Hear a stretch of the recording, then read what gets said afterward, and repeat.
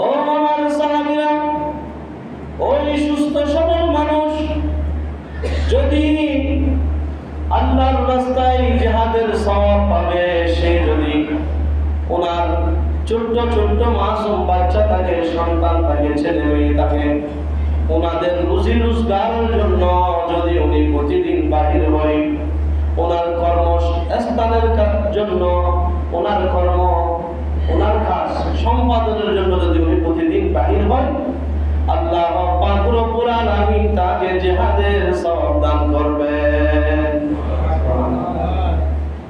নিজের পরিবারের সন্তানদের রোজগারের জন্য, পরিবার চালানোর জন্য যদি কর্ম করে, ব্যবসা করে, চাকরি করে, যেটা করুক না কেন, এটা আল্লাহর দরবারে জিহাদের সওয়াব। সুবহানাল্লাহ। আমার রাসূল বলেন, যদি ওই ব্যক্তি সন্তানদের রুজি রোজগারের জন্য, ওনার যদি সন্তান থেকে থাকে, যদি উনি সন্তানের রুজি রোজগারের জন্য প্রতিদিন জমিনের মধ্যে ওনার কর্মসংস্থানে যায়, রোজগারের জন্য বাহির হয়, ফাহুয়া ফি সাবিলিল্লাহ, সে আল্লাহর রাস্তায় জিহাদে বাহির হলো। সুবহানাল্লাহ। ওয়া ইন কানা খারাজা ইয়াসা আলা আবাওয়াইহি শাইখাইনি কাবীরাইনি ফাহুয়া ফি সাবিলিল্লাহ।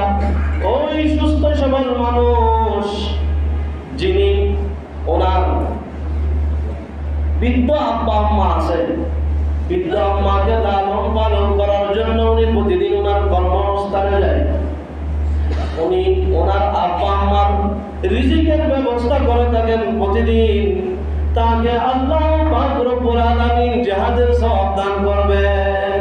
সুবহানাল্লাহ। মা বাবার রুজি রোজগার করে যে টাকা ইনকাম করি, এটা আল্লাহ তাআলা হালাল মতে ইনকাম করে, এটাতে আল্লাহ তাআলা বলেন ফাহু, আমার রাসূল বলেন ফাহুয়া ফি সাবিলিল্লাহ, সে আল্লাহর রাস্তায় বাহির হলো, জিহাদের সওয়াব দান করবেন। সুবহানাল্লাহ। ওয়া ইন কানা খারাজান ইয়াসআ আলা নাফসিহি ইউইফাহা ফাহুয়া ফি সাবিলিল্লাহ।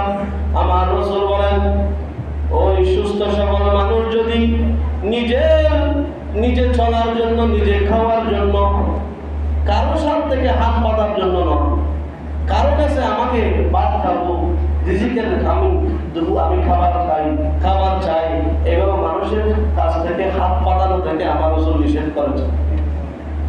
নিজের রুজি রোজগারের জন্য, নিজে চলার জন্য, যার স্ত্রী নাই, ছেলে মেয়েও নাই, মা বাবাও নাই, শুধু নিজে আছে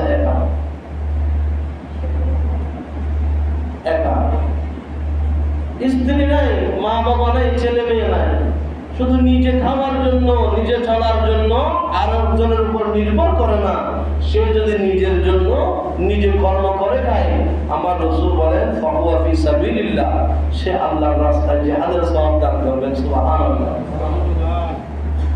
নিজে কষ্ট করে খাওয়া, নিজের ইনকাম করে নিজে চলা, নিজে পরিশ্রম করে নিজের খাবারের ব্যবস্থা করা, থাকার ব্যবস্থা করা, খাওয়ার ব্যবস্থা করা, চিকিৎসার ব্যবস্থা করা, আর একজনের সহযোগিতা না নেওয়া, এটা হচ্ছে বড়। আল্লাহ রাসূল বলেন এটাতে জিহাদের সওয়াব রয়েছে। সুবহানাল্লাহ।